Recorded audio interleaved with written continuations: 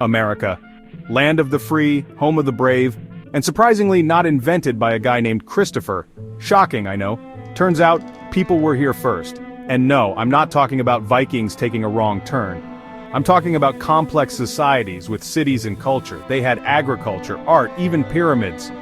Take that, ancient Egypt. You've officially been out-pyramided. These civilizations were thriving. They had their own beliefs, their own systems of government. They didn't need a lecture from Europe on how to run things. They were doing just fine, thank you very much. In fact, they were so successful, they made one tiny, little oversight. They forgot to leave a giant neon sign saying, "This land is not up for grabs." And well, we all know how that turned out. But let's not get ahead of ourselves.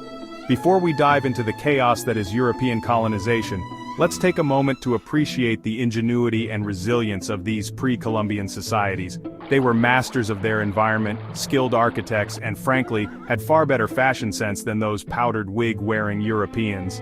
So, next time someone tries to tell you about how America was discovered, just smile politely and remind them, this land was never lost, it was just waiting for its close-up, and trust me, things are about to get interesting.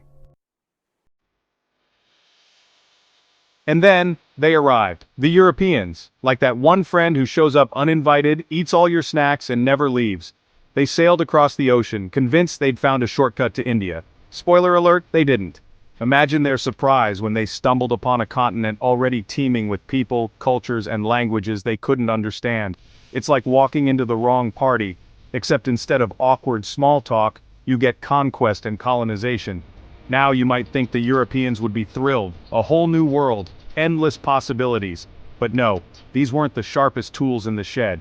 They saw different cultures, different languages, and immediately thought, these people need our help. Because nothing says we come in peace like claiming land that isn't yours and imposing your own beliefs on everyone else.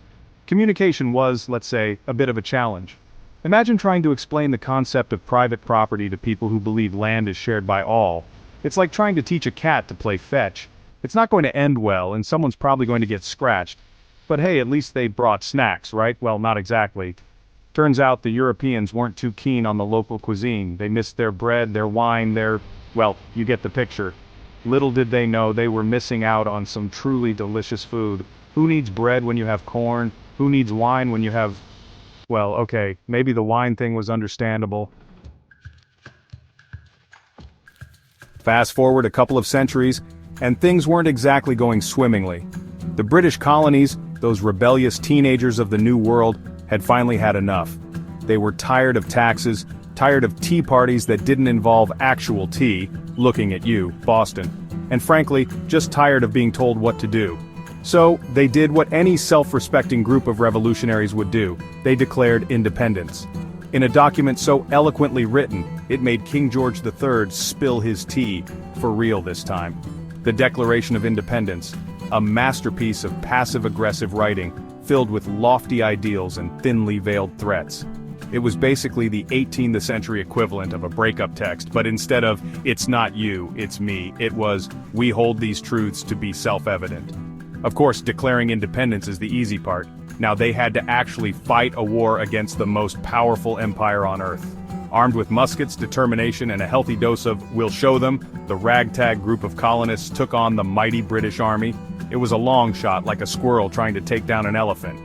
But you know what they say, never underestimate the power of a squirrel with a good lawyer. And guess what? They won. Against all odds, the colonies secured their independence, proving that even in the 18th century, you could achieve anything with enough grit, determination, and maybe a little help from the French. Because let's be real, the American Revolution was basically just a really expensive European family feud.